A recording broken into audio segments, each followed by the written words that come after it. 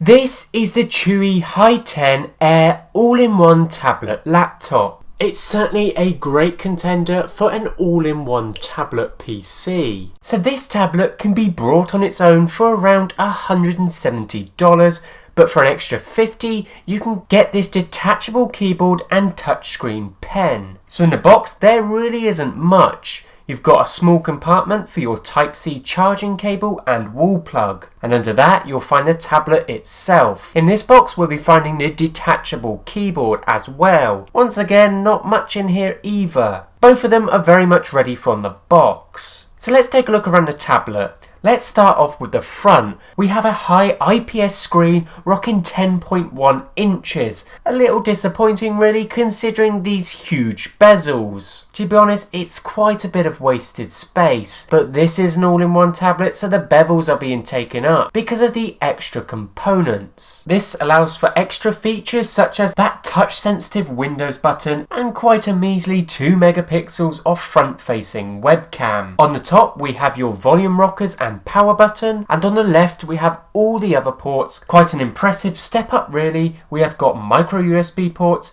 Type-C, HD, micro SD cards and a 3.5 megapixel earphone port. And on the bottom we have our magnetic connection to our keyboard.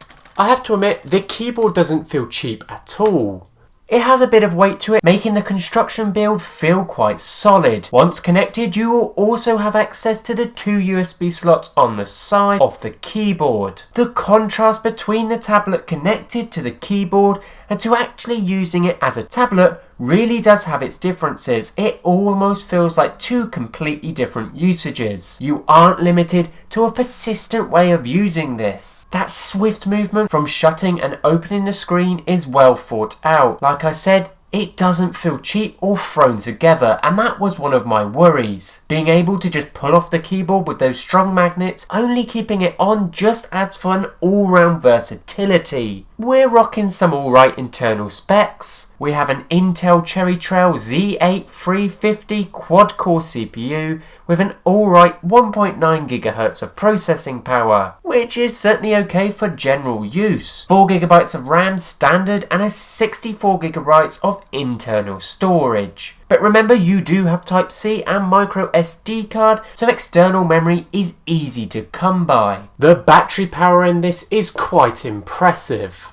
With 6,500 milliamps of life, you can get a good amount of productive usage out of it before you need to reconnect up to a power supply. But as you can imagine, if you're planning on using the keyboard, your life will be slightly less.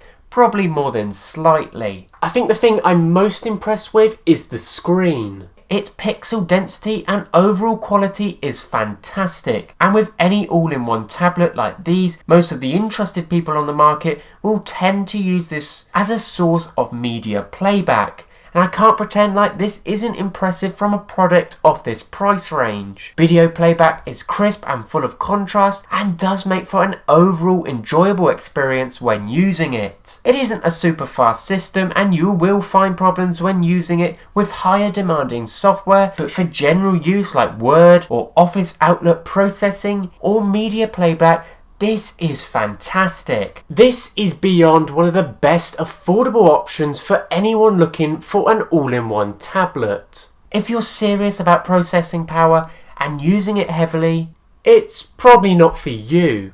But for general day-to-day tasks, it's the perfect versatility and all-round friendly and easy system interface you might need.